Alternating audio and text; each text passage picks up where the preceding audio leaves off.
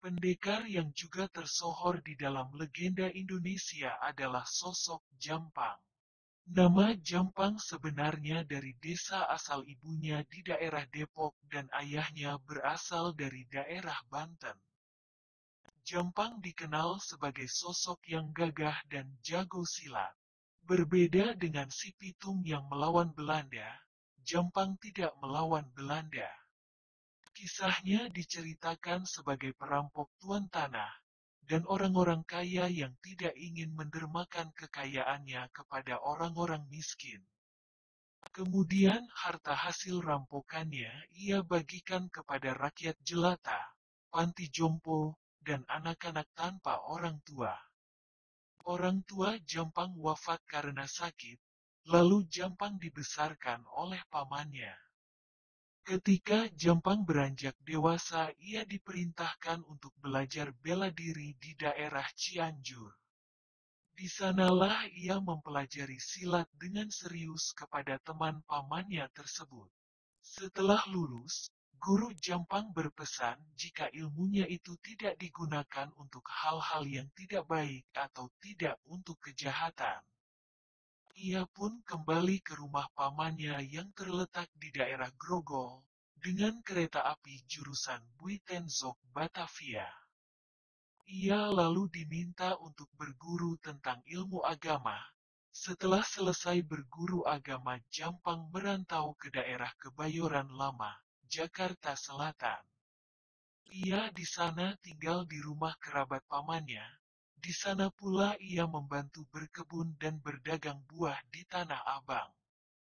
Di pasar inilah dia harus menghadapi preman pasar yang meminta uang pajak. Jampang dengan segala kemampuannya terpaksa melawan preman-preman tersebut. Melihat penindasan yang dilakukan tuan tanah dan preman yang semena-mena, timbul niatan dan keinginan Jampang untuk membantu masyarakat sekitar.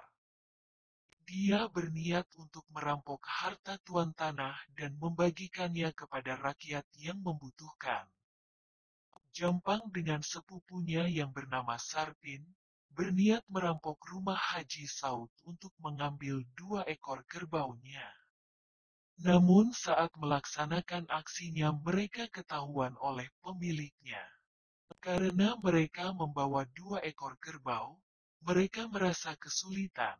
Lalu dengan berat hati mereka meninggalkan 2 ekor kerbau dan berlari untuk kabur. Namun sialnya sudah banyak polisi Belanda yang mengepung mereka, karena sebenarnya dari awal mereka telah diawasi dan diintai oleh polisi Belanda.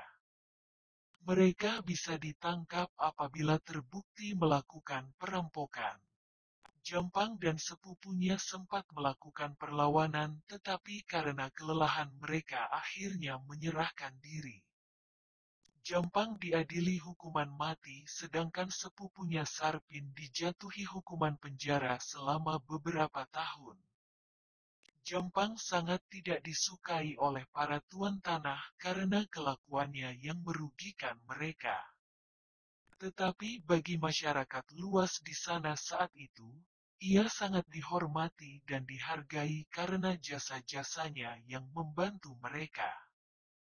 Namun status Jampang pun sampai saat ini masih dipertanyakan, apakah aksi yang dilakukannya itu sebagai tindakan kepahlawanan atau tindakan sebagai suatu kejahatan.